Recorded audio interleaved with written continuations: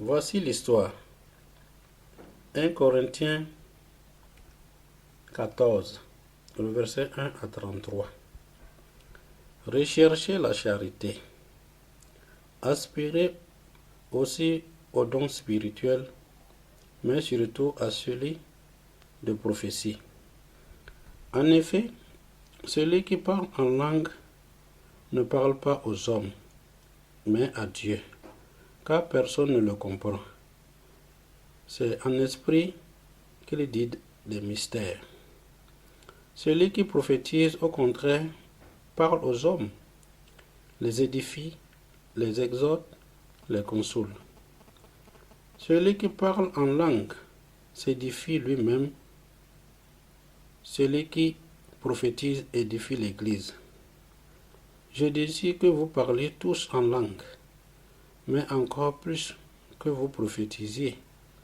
Celui qui prophétise est plus grand que celui qui parle en langue, à moins que ce dernier n'interprète pour que l'Église en reçoive de l'édification. Et maintenant, frères, de quelle utilité que vous serais-je si je venais à vous parlant en langue et que je ne vous parlais pas par révélation ou par connaissance ou par prophétie ou par doctrine?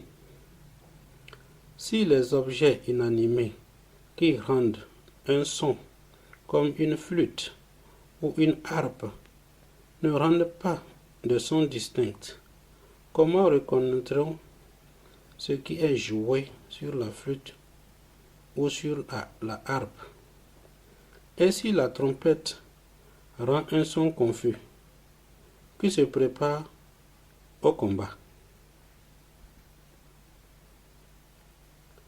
De même, vous, si par langue que vous ne donnez pas une parole distincte, comment sauront-on ce que vous dites, car vous parliez en l'air? Quelque nombreuses que puissent être dans le monde les diverses langues, il n'en est aucune qui ne soit une langue intelligible. Si donc je ne connais pas le sens de la langue, je serai un barbare pour celui qui parle, et celui qui parle sera un barbare pour moi. De même, vous, puisque vous aspirez aux dons spirituels, ce que soit pour l'édification de l'Église, que vous cherchez à en posséder abondamment. C'est pourquoi celui qui parle en langue prie pour avoir le don d'interpréter. Car si je prie en langue, mon esprit est en prière, mais mon intelligence demeure stérile. Que faire donc? Je prierai par esprit, mais je prierai aussi avec intelligence. Je chercherai par esprit, mais je chercherai aussi par intelligence. Autrement, si tu rends grâce à l'esprit, comment celui qui est dans le rang de l'homme du peuple répondra-t-il Amen à ton action de grâce, puisqu'il ne sait pas ce que tu dis? Tu rends, il est vrai, excellente action de grâce, mais l'autre n'est pas édifié. Je rends grâce à Dieu de ce que je parle en langue plus que vous tous. Mais dans l'Église, j'aime mieux dire 5 paroles avec mon intelligence, afin d'instruire aussi les autres, que 10 000 paroles en langue. Frères, ne soyez pas des enfants sous le rapport du jugement, mais pour la malice. Soyez enfants et à l'égard du jugement, soyez des hommes faits. Il est écrit dans la loi, c'est par des hommes d'une autre langue et par les lèvres d'étrangers que je parlerai à ce peuple. Et ils n'écouteront pas même aussi, dit le Seigneur.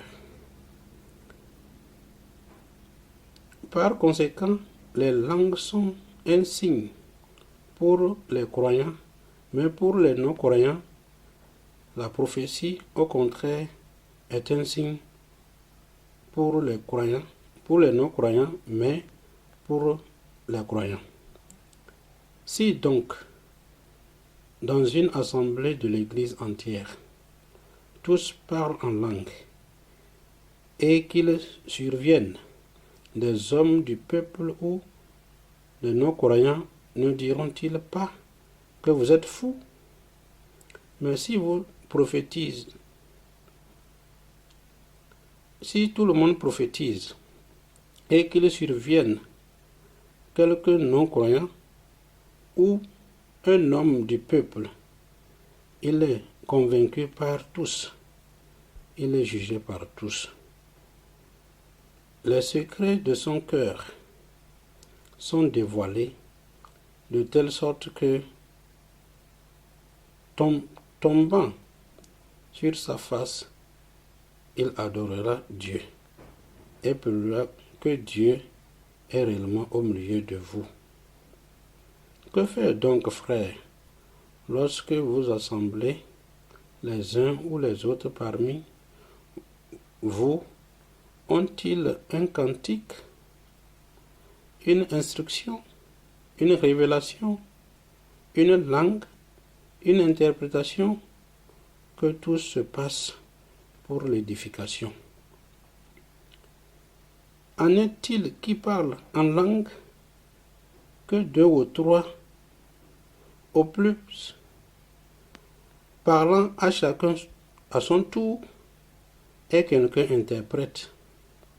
S'il n'y a point d'interprète, qu'on se taise dans l'Église et qu'on parle à soi-même et à Dieu.